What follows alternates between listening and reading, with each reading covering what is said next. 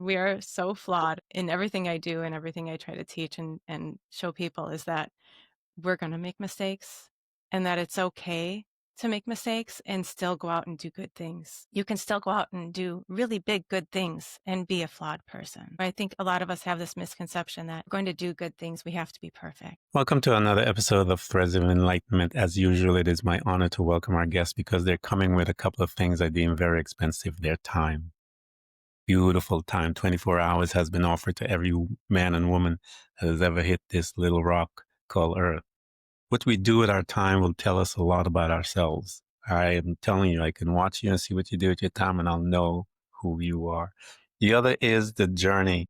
The journey is a powerful creator. It created Elizabeth, and she is before us, and we want to honor her because we know that she must become vulnerable to share her story. And so we want to stop right here, honor her for coming and share these beautiful commodities, and thank her for being here with us at Threads of Enlightenment. Elizabeth, thank you so much.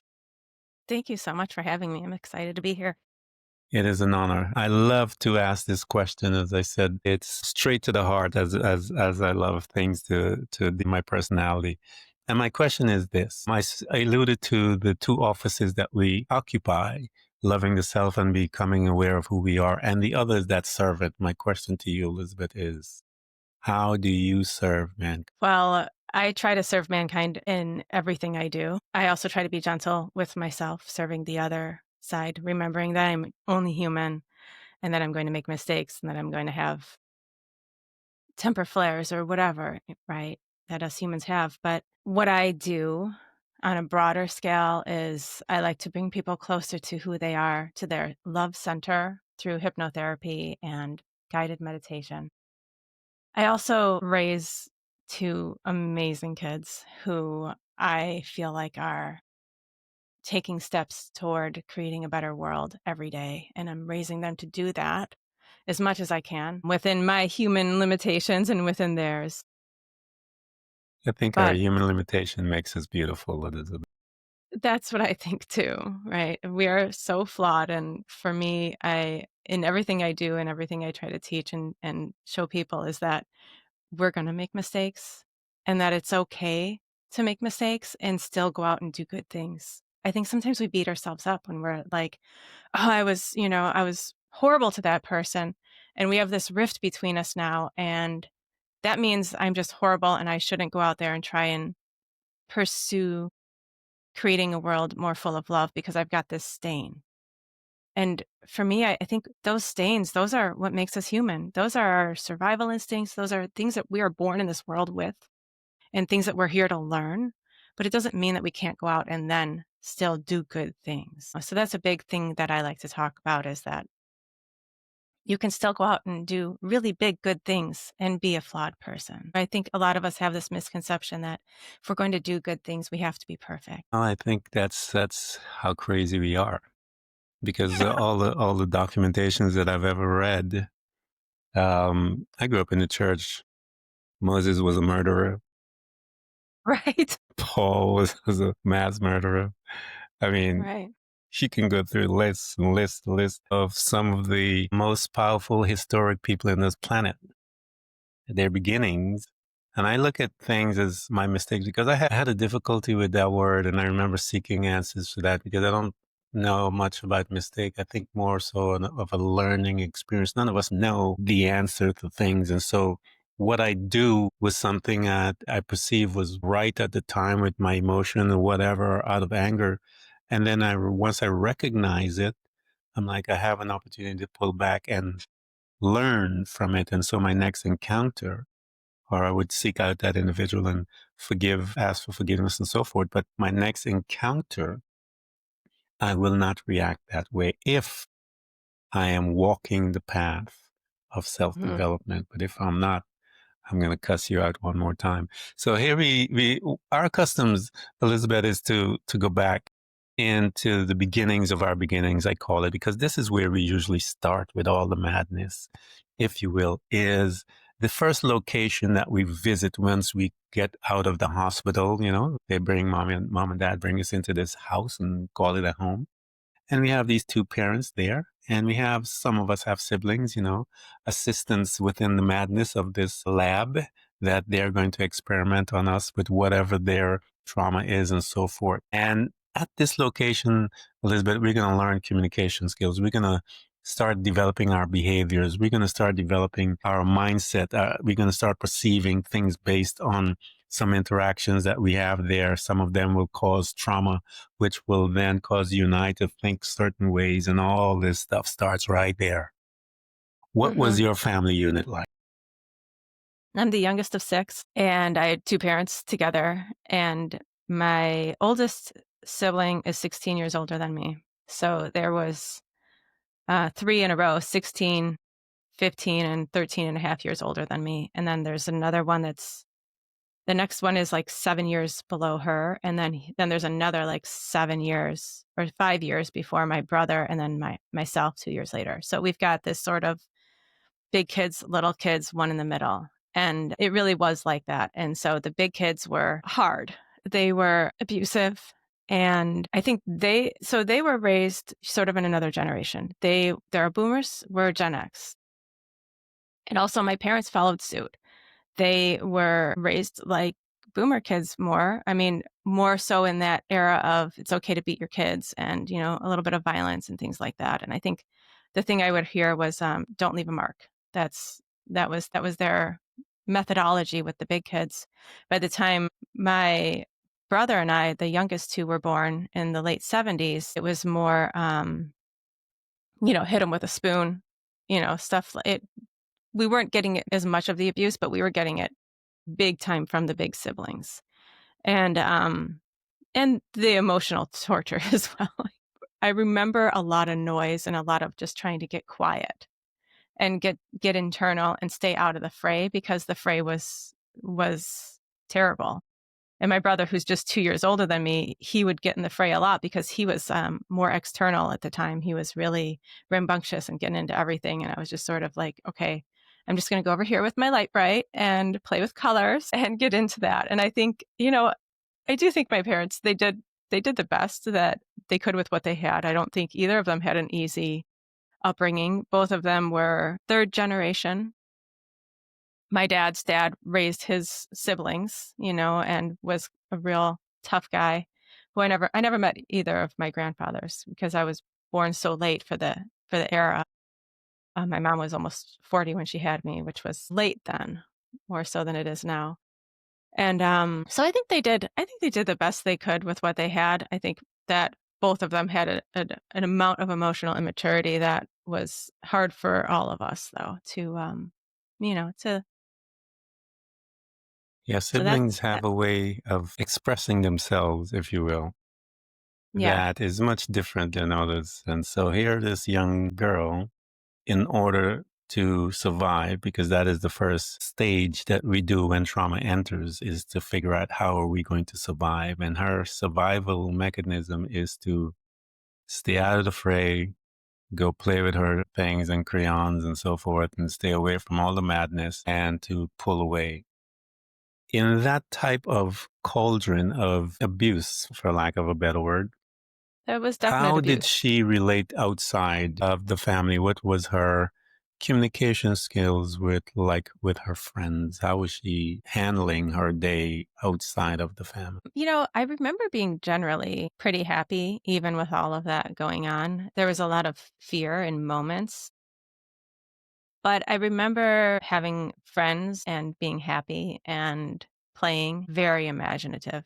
We just played imaginary games all the time. My brother, who's just 2 years older than me, is so creative and he would come up with crazy stories and act them out. And we'd just follow along and be in the story, me and my friend that I'm still really close to that lived down the street. We would just be sort of in our own worlds. Yeah.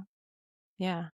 And it's again, these are the ways by which we survive. We need to survive. How else is this young individual going to deal and manage the stress, manage the abuse, manage the trauma that is happening on a daily basis? And so they have to find a way to do that. And many of us that have been there, we use the imagination as one of those ways by which we get an opportunity to escape, if you will, from the abuse and create our worlds. And as this girl is creating our worlds and moving through her life, and again, we are heading towards our independent to be able to, in some ways, escape the madness. As you're heading towards that, your life and you're going into high school, what was Elizabeth like in high school? So can I back up a little bit? Because we missed a key component of my upbringing was my mom had a really close relationship with a Catholic priest. And he was also a safe place. He was around every day off, and he was someone who was completely connected with love and source. He was one of the good ones, you know? And so I did have that stability of base in love coming from him. He was like, I was closer to him when I was younger than I was to my dad. So then going into high school, I think I was kind of a jerk. I was a little bit of a rebel. I had a lot of friends. I wasn't like a mean girl, like they say, but I I was definitely a rebel. I mean, especially here in my neighborhood, there was a lot of partying, a lot of just having fun, kind of just really feeling good for the first time. I mean, at that point, it's just me and my other sibling home. And he had, growing up, he had been the most abusive to me than all of them. He's 2 years older than me, and it was just constant beating, constant hitting, constant at one point, he pulled hair out of my head, like, in a clump and he was surprised, he's like, "Whoa, what is this?" But, at that point, he had come around, and we were really good friends, so there was a lot of safety in that time for us, and we were starting to figure out together that, there was some instability in our family, and we would talk about it, and we kind of had each other, and it was a good time. He ultimately ended up apologizing at the end of high school for all of the physical abuse, which was amazing. Not many people get that from their siblings. And I thought it was really cool of him to do that and kind of release us both, of what went on between us. And we're still really close, whereas I'm really not with the older three as much anymore. Yeah, that's an awesome gift that both of you had an opportunity to Hmm. exchange with each other. And it's a powerful moment when you introduce forgiveness into the mix, especially when it comes to abusers and so forth. So that is a beautiful picture that you painted for us, and I'm so glad that you guys had an opportunity to do that. As you're heading out again, getting closer to leaving the nest, as they say, Hmm. and you're heading one of the first crossroads, if you will, that we have, life-changing crossroads, is whether to go to college or not, as we are Hmm. moving through our life. Which road did you pick and I went why? to art school, went to college You in went to Sarasota. college. Well, let me ask you, because I know you said that you engaged in the imagination, would hide in your corner with your crayons and you do your thing. Hmm.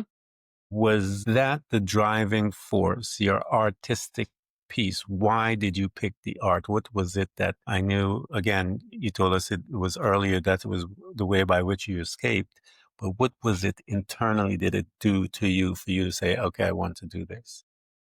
The actual choosing art, it almost sort of chose me. So I have a auditory processing disorder. So I Hmm. don't process auditory information very well.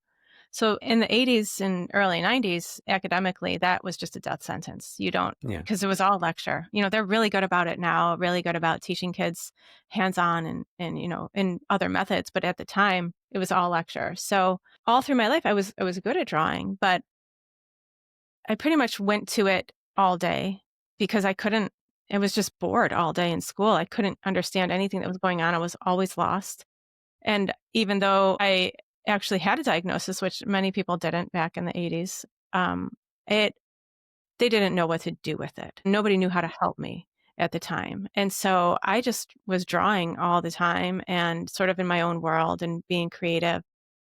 And it didn't find the true depth in my creativity really until later. I didn't figure out why it was so essential to my spirituality and to my connection to God, source, spirit, whatever you call it, the universe, that universal love. I didn't figure that out until after college, but But I did love to paint and I was really good at it. And I think that was a big part of it is that this is something I'm good at. I'm not academic.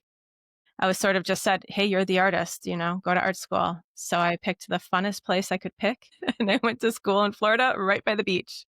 And that was Sounds like sort a of my mentality at the time, sounds like a I just beautiful mentality, to be honest. it was, I just wanted to live and College have right by the fun. beach, Yeah. that's heaven, that's, paradise, Mhm. if you will. So while you were in paradise and, uh, what was happening to you? Because, we are still there, we are learning, we're partying, most of us, and as you said, we don't go into the spiritual aspect of who we are and what things mean until much later in our life, and so we're usually partying our I was gonna put nice flowery language, Yeah.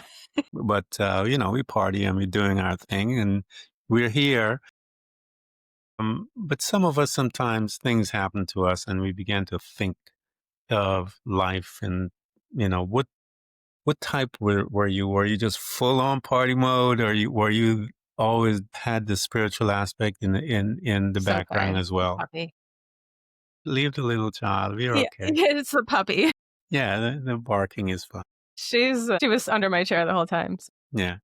So, I was both. I was full on party girl for at least the first year or 2, but also always looking for depth in everything. There was always a spiritual component to everything I did at this point. I was diving deep into some books like, The Secret was really big back not The Secret, it was, Elysian well, no, fu it's gonna come to me. The Celestine Prophecy Yeah. was, like, So the really same. big, it was a cheesy Everyone book, was but it reading that. was yeah, everyone was reading it, it was really fun. Conversations with God back Yep, then another was a one. big influence on me. A few things like that where I was just diving into whatever I could, whatever connection I could get from books and people around me and things like that. I got really into crystals, as any young seeker in their early 20s would, exploring things like mental telepathy and always always for me though it came back to that connection of love. I knew that from a young age with Mhm.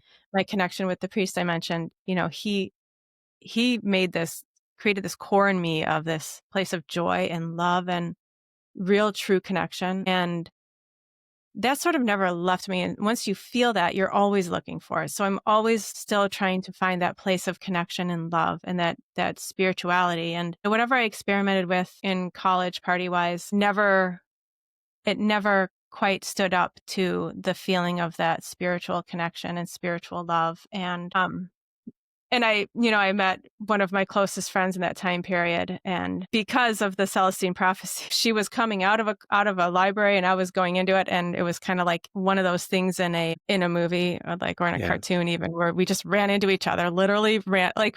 Come on, like it's really only something the two of us could do. I think we were so wrapped up in our own thoughts that we just seriously bumped into each other. And she had a copy of the Celestine prophecy, and we started talking. And in that one, they talk about the coincidences and everything. And I mean, this was definitely one of those coincidences that wasn't a coincidence. We ran into each other and started talking and spent the whole day together and, have been friends ever since. And she was always one of my deep spiritual connections. So then I had a partner and we would go off and be little fairy sprites together, exploring nature and, in our imaginations, having fun and connecting with whatever spirituality we could find along the way while still partying and being college kids having fun. So we really did it all. And, the beaches, the water, connecting to spirit, sitting by the ocean, that's something to me that I feel and I always felt too, that's when nature really started talking to me. And the ocean, the trees, the wind, if you're quiet enough and if you're connected, you really feel God, spirit Yeah. in nature, and you can One of our feel what it's teachers, telling you.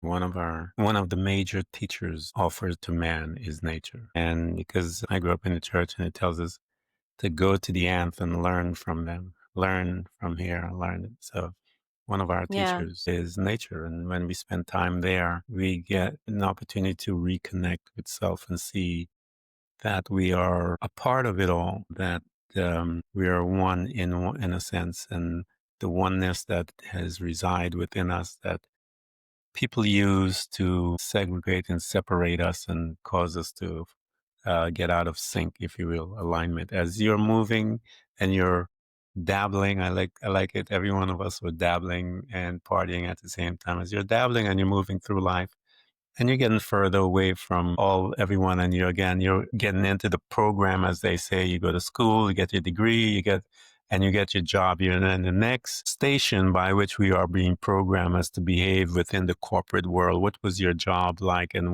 where did you end up? So I ended up teaching Montessori for a couple of years after college.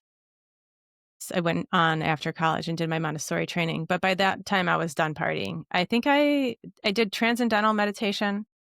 Maybe the training, it was the end of my senior year, so, like, it was New Year's, just after New Year's on my senior year, and they ask you to stop everything just so that you can see what the effects of the meditation are, and from there, that was really like a shift, and once I stopped for that, it wasn't like I quit, like, partying cold turkey.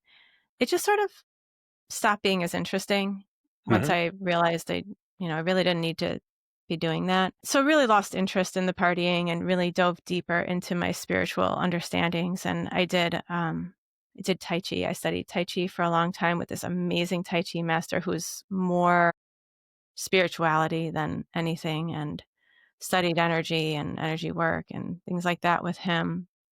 All the while, I mean, at one point I was working in a bar. I mean, I was an artist. So for a while I just like did bar work and I did whatever I could. And then I did the Montessori training. I learned how to organize my thoughts in that training, which was really great because all of us artists, we are all something.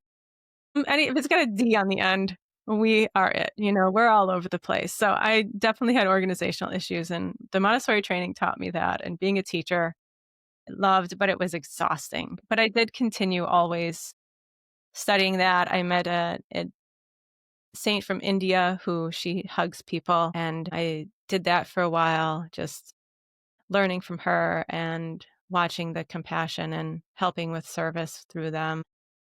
That was pretty much my young adult life, and I met my husband, who was also a spiritual seeker and still is. And we sort of started helping each other along on this path, back and Yes, forth. that's So, awesome that you have a partner that is able to yeah. hold hands and walk and can understand and gives you the freedom to get emotional, as we talk about when you cuss at people and Yeah, stuff, and it's then like, bounce they back. say that the 2 Yeah, rocks yeah, grinding each other down to smooth pebbles. to get you guys. So here you are, you're in the world, in the spiritual realm, beginning to wash yourself, if you will, of all the partying things and see that that's not important. That's not what it's all about, if you will. And beginning to be pulled towards more so the spiritual aspect of the being. As you're engaged in all of these different modalities and meeting all these powerful people, Tai Chi, folks from India and everything, what was happening to Elizabeth? And then you met your now husband and so forth. What was happening to her internally? What was going on? How was she managing self at that time? There was a lot of unwinding, I think, of the things that I had gone through in my life, as a child, but a lot of that was, I think, secret even to me. So up until a few years ago, I really didn't see the abuse and the chaos that I grew up with. I saw it more as, it felt like a normal, happy childhood. But I know that I had some rough edges still, and I was still working on, and still am. I mean, who isn't working on smoothing those rough edges out? And I was a little angsty, a little uncomfortable in my skin, but really working hard to find peace and center and connect with love already at that time. So I was already deep in the spiritual understandings from more of a true perspective than where I had been in my early 20s, where I was really focused on growing that sense of love and that connection to spirit, and really, but also really giving a lot of myself up, trying to just be good, trying Yes. to be perfect, and trying not to have any flaws when it comes to kindness and love, just trying to do everything right. It's exhausting. Yeah, it's Jesus lost his mind a couple of times. And so Right. if he could lose his mind, you'll be okay. You'll be okay. Right, exactly. And so you mine my one of my demons, if you will, that I had to deal with was anger. I was this young man that was abused, and my abuse and my anger manifested, and I was something else. I was something else that people saw. I've never said this to anyone, actually. I never really talked about it. But as a young man, I was training myself to become a hitman. I Wow. wanted to become a hitman. And so I started to study how to kill and different ways to kill as a young man, practicing all kinds of crazy things and reading. So again, when we are traumatized, we do things that are just absolutely wonderful. But then as we're growing up and family comes in, children and all those type of stuff, you have an opportunity to begin to face those things and make a decision. What do you want to do? And I remember dealing with that, and to the point where my sons, the testimony of my sons, when I began to deal with my anger and so forth, my sons came to me and they said, Dad, we see the change in you. Mm. And I think that was one of the greatest things I've ever heard offered to me from my children. And they've done many things. Those are my greatest teachers. And yet that particular time, it humbled me and it made me want to learn more. And so here is this young woman. She's dabbling, she's learning, she's getting some core things inside of her, realizing that this is the way. Talk to me as to when that became the only way, if you will, when that day happens and you realize that this is it, this is what I have to do. But it manifests in that only way it manifests. It uses the things, the gifts that you have. And your gift is an artist. And it will manifest it within your, this is the only way. How did that Mhm. all came about in your life? So, let's see. Sometime after my kids were born, probably shortly after my first was born, he's 17 now.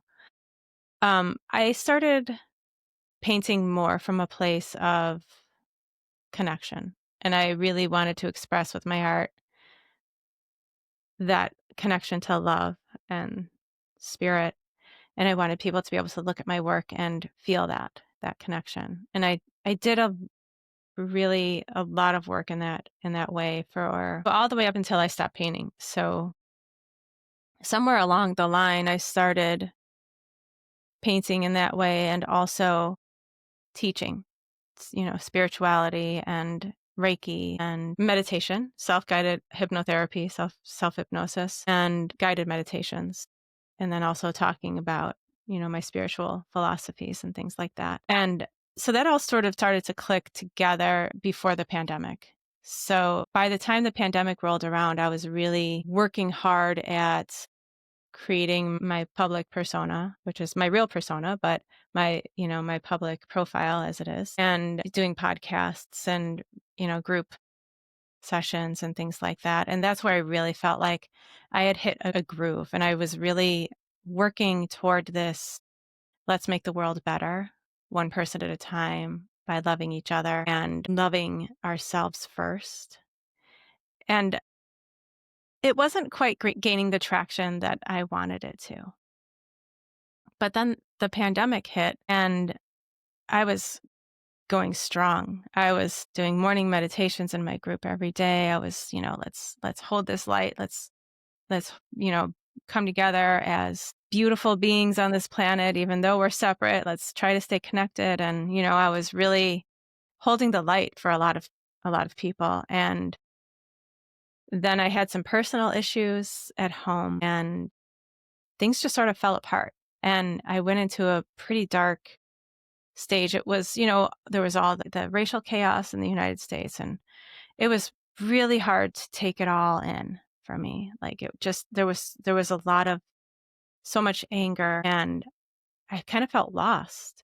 And I sort of felt like, well, if everyone's just like there was just so much hate directed in every direction, and I just felt like I was overwhelmed. And I sort of decided, well, I'm just going to have maybe a more transactional life for a while. And just if there's nothing in it for me, unless it's my family, I'm not doing it. And that was rough. That's not who I am. I did not like that. But I sort of got stuck in it. And I would, I'd listen to my old podcasts. I'd listen to things that I'd said. And I was like, this is bullshit. Like, who is this person? Like, none of it made sense. It was like I was like lost on who I was by doing that to myself. And it was rough. We had kids in school, and our kids were lucky enough to actually be going to school, but then it was so stressful. We were moving. And then every time someone got sick, it was this big upheaval.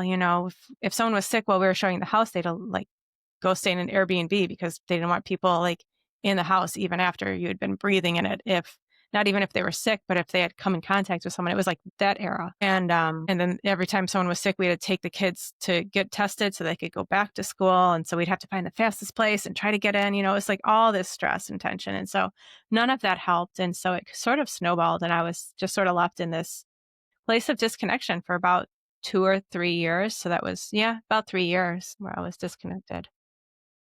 How did And then it you was, find your way out of that? Because that's a dark place to be. yeah. You were doing well, and then the em- the empath in you start to feel all the pain from all that things that was happening outside of you and within the world, and you internalized it, and now you got yourself in a dark space. What did you do to begin to exit that to where you are today? How did that come about? So the interesting thing that happened was a traumatic experience happened, and it sort of propelled me out of it. I ended up saving a family member's life, and my own life was in danger in that moment. And so it was really heightened and really intense, and I ended up with pretty severe PTSD after. But there was also great love in the moment. And so somehow that moment sort of shifted me back into myself. And I remember thinking in that moment, I mean, it was a huge catalyst for my path and shifting myself back into my work. In that moment, I remember thinking, as soon as everything settled down and I had like things were under control again, I remember thinking like, was this enough for you guys finally? Because my family had been putting so much pressure on me to show up and do more than I could possibly do. In that moment, I just thought, "Is this enough?" Like, I knew, like, it was never going to be enough, and I have these kids and my own family and my own life to think about, and I'm putting my own life at risk, and even that's not enough. Like, I could literally die, and it wouldn't be enough, is how it felt. And so then it sort of shifted me into, like, this state of, I have to do what I came here to do on this planet, which is this, like, teach and try to spread as much good and love and truth as I can. And so I did that. And then, I was shaking for days after. And so I immediately booked a workshop with Brian Weiss. I don't know if you know of him. Hmm. He's a past life regression Yeah. psychiatrist. He's amazing. One of the most amazing souls on the planet right now. I say this every opportunity I get. He's getting older. I think he's probably turning 80 this year. He's still doing not trainings, but he's doing workshops. He is I learn more from him spiritually than I do, about past life regression or anything like that. He's a really amazing soul he's beautiful, just in every way. And so I booked he happened to be coming to the Omega Center. And so I was able to get into his workshop like last minute. They opened up extra spots. And so I went up there and I sort of spent that time reconnecting because I had learned by that point in my life that if you don't take the time to really process things that you've gone through, it takes so much longer to get over them. So I knew that I had to get away and get into a safe space around people who are like-minded and heal for a minute. And so I took that moment to do that. And then I just started writing. I was writing my current season of my podcast, just an episode an hour. I mean, I was just sitting in the library at the Omega Center in New York, which is another great place to visit if Yeah. you've ever been there. It's so beautiful. I lived in And New I was York. sitting in the I know. library. What's that? Yeah. Yeah. I lived in New Yeah. York. Oh, you did? You did. Yeah. Yeah. So this is upstate New York. Yeah, it's such a great place. And so I was just writing and writing and writing and writing, and things were just pouring through me again. And even though I was in this state of trauma and I I remained because things kept happening with my family that were so unhealthy and so, you know, hard on me. And so it just perpetuated this state of trauma that I was in. And so even though I had all of this trauma going on, it was still kind of a beautiful point in my life. I mean, I was literally under the blanket a lot of days, like pick up, our daughter, asking my husband to pick her up because I just didn't want to see anybody. When you're in that state, you feel like an alien. You literally don't know how to talk to people, and I was in that state for almost a full year and then the veil lifted. But in that year, I, I was also still connected enough to be able to start working on this series of my new podcast, which is Self Hypnosis for Healing, because what I realized in all of that is like, especially going through the pandemic and going through all that trauma and everything, is like, man, like there's so many people out there that we need to heal ourselves first before we can change the world. We've got to love ourselves and heal ourselves and be cool with who we are before we can go out and make a change. And that's why I wasn't getting traction with my message of, let's get together and heal the world and love each other, because people are like, wait a minute, back up. I got stuff going on here first. And so that's sort of where I've switched tracks to self healing. And I still do that, the connection and all of that. And we're building to it. But for the moment, it's a lot of get inside yourself, feel loved and accepted for who you are. Almost every session I do, I have things that are helping you feel loved and accepted and connected. And no matter what we're working on, even if it's bringing in finances, we're still feeling loved and connected and accepted. Yeah, that's the work. Because the first pillar that we have to deal with when we begin the journey is loving the self. Yeah. And when we are in that space, it is the dirtiest place to be. And because it is the dirtiest place, so when you come out of there, you're able to love others. I was the Hmm. biggest monster, and there was no bigger monster than me. I cannot tell you the things how I was. There's just, and yet I had to look at him and love him. And so I had to learn to love him and saw his pain and visited with that young man and walk with him, allow him the space, learn to forgive, all of those different things. As I learned those things and began to forgive myself, which was a big thing, walking through shame, walking through all those things that one carries with them as they're moving through, and then loving that individual and literally falling in love with that individual. I can love anyone from that space because I have a benchmark as to what it looks like. I have a benchmark as to the work it took to love an individual, so that when someone like Elizabeth says, or someone like myself says to you, I love you, it is coming from someone who knows what it is and the price for it. And so it comes with a different weight, if you will, than someone who has not gone through their journey yet. And so I love when those type people says, Ken, I love you. I know that stuff is real because it's coming Hmm. from an authentic person, someone that has gone in deep and excavate all the madness, the pain, the validation that one has, the external validation, how it brutalized us. And we go in and we extract the real validation from inside and began to love from there. And as you began to love from there, Elizabeth, you're talking about now you're going to be expanding out into others. We're going to provide all of her links so you guys can get access to her art and her podcast and everything. Get into her space, learn, man. This is what we are here about in this life. She talks about love. Get into her space, learn from her, because we all go through darkness. But how we exit that space, that's her story. And some of those principles will be able to assist you and bring you out of where you're located because she's passionate about your freedom. She's passionate about you learning to love yourself. She's passionate about you looking and learning boundaries within yourself, being within the family, because the family can destroy you like the quickest thing out there. So one must recognize all of that. And you have a partner. And I keep telling that people, find your tribe. You have a partner in Elizabeth that will be able to partner with you and walk with you and show you all the things that she has learned so that you don't have to go through that and learn it. So here you are.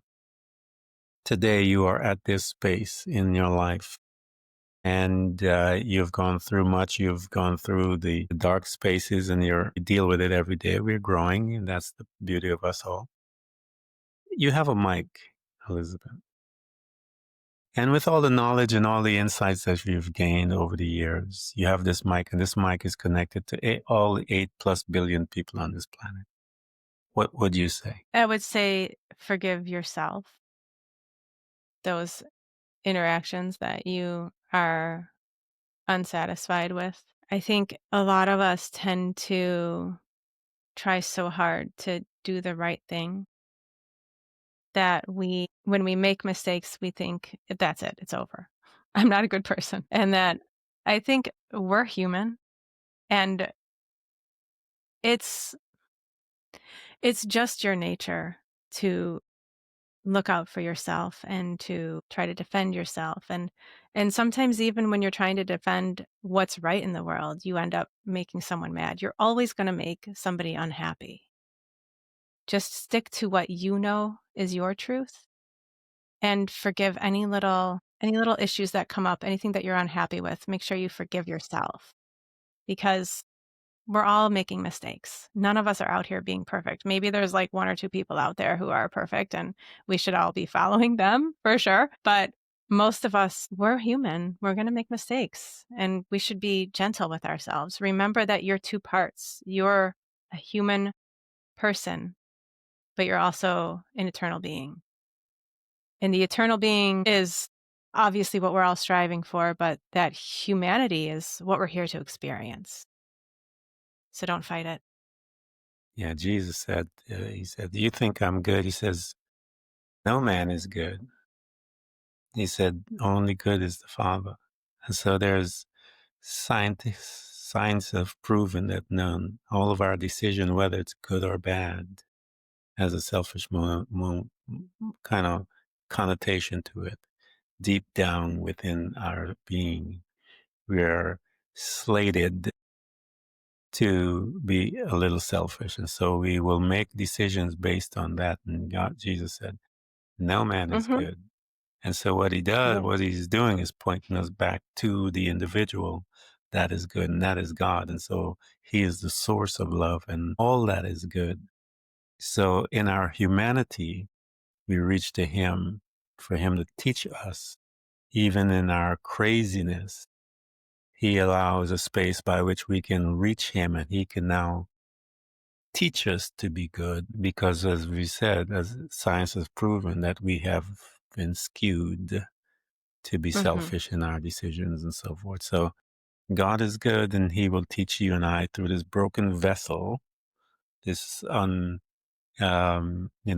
this person that is imperfected. And through my imperfection, I tap into him. He will allow me and teach me to now be good. What a beautiful picture. Elizabeth, I want to thank you so much for coming to Threads of Enlightenment. I love your journey and your wisdom that you have shared with us all here. And guys, we're going to put together her links. Get into her space, find out about who she is, get into the art, buy arts, put it up in your house, man. Take it and give it to friends. Learn. Art is good stuff. There's a message within the art. The artist is expressing a moment, and that moment is frozen in that art. And you can look at it and, learn from it as well, because I love art as well. Elizabeth, thank you so much for coming to Threads of Enlightenment and allowing us access to you. Thank you so much for having me. This was a great, fun conversation. Thank you so much. Thanks for tuning in to Threads of Enlightenment with Ken Primus. Hopefully you're now feeling more empowered to overcome the challenges in your life, whatever they may be. Share that inspiration with others by telling them about this podcast, rating it, and of course, remember to subscribe so you don't miss a single episode. For more connection, you can find us on Facebook and Instagram by searching for Threads of Enlightenment. Until next time, stay enlightened.